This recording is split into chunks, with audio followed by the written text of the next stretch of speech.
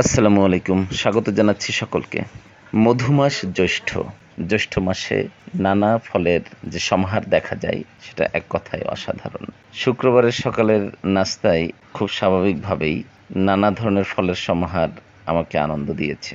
আর সাথে সাথে আমার প্রিয় গ্রামীণ জীবনটাকে মিস করার আরও বেশি সুযোগ তৈরি করে দিয়েছে। এখন গ্রামে থাকা হচ্ছে না, প্রয়োজনের তাগাদাতে শহরে থাকছি। তবে নারীর টান মনের টান সবই কিন্তু এই গ্রামের জন্যই পড়ে থাকে। তবে ঢাকা শহরের এই ধরাবাঁধা ব্যস্ত জীবনটাকেও কিন্তু আমি উপভোগ করি। এই জীবনের প্রতিও রয়েছে আমার বিশেষ কৃতজ্ঞতা। জীবন সুন্দর, আলহামদুলিল্লাহ। আমাদের পরিবারের সব থেকে মিষ্টি এবং গুরুত্বপূর্ণ সদস্য এখন তিশাম নুরাইজ। ওর সাথে সময় কাটাতে খুব ভালো লাগে, মজা লাগে, আনন্দ লাগে। ওর জন্য দোয়া করবেন। সফেদা খুব সুস্বাদু একটা ফল, মিষ্টি এবং অসাধারণ লুক বলে আমার মনে হয়। আর এই ফলগুলো যখন বাড়ির ফল হিসেবে আপনি খাবেন তখন কিন্তু এর গুরুত্বটা বা স্বাদ এবং নিরাপত্তা সব কিছুই বেড়ে যায়। যদিও আব্বার আনা সব আমই কিন্তু বাড়ির আম নয়, কিনে আনা একটা বড় অংশ। অর্থাৎ এখানে একটা পার্থক্য আমি দেখতে পাই আমার আগের সময় থেকে বর্তমান সময়ে। আগে বাড়িতে অনেক বড় বড় আম গাছ ছিল এবং অনেক আম হতো। সে বড় আম গাছগুলোর প্রায় কোনোটাই এখন নেই। অল্প কিছু ছোট আম গাছ আছে, সেখানে অল্প কিছু আম হয়।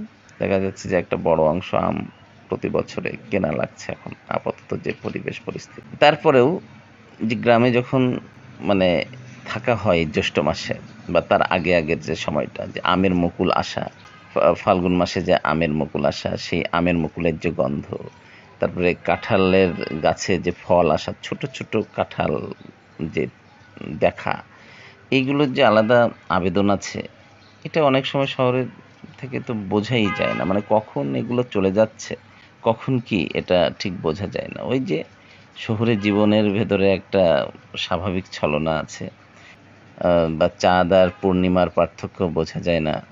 কখন যে পূর্ণিমা রাত চলে যায় তা ঠিক নিয়ন আলোতে খেয়ে ফেলে যেন। বিভিন্ন ভিডিওর সময় যারা ক্যামেরা ধরে তাদের কিন্তু একটা নীরব কষ্ট আছে, বিশেষ করে ফুড ব্লগিং যেটা। তো আমাদের এই যেরকম আমি সকাল থেকে খাচ্ছি তো খাচ্ছি, আর নুসরাত ক্যামেরা ধরে আছে তো আছেই। তো অবশেষে মনে হলো যে নুসরাত তো কিছু খাক। এই দৃশ্যটা আমার খুবই প্রিয়।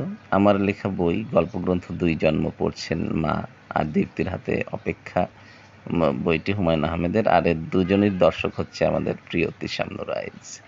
সবকিছু মিলিয়ে আমাদের ভিডিওটি কেমন লাগলো জানাবেন। সকলেই দোয়া করবেন। আল্লাহ হাফেজ।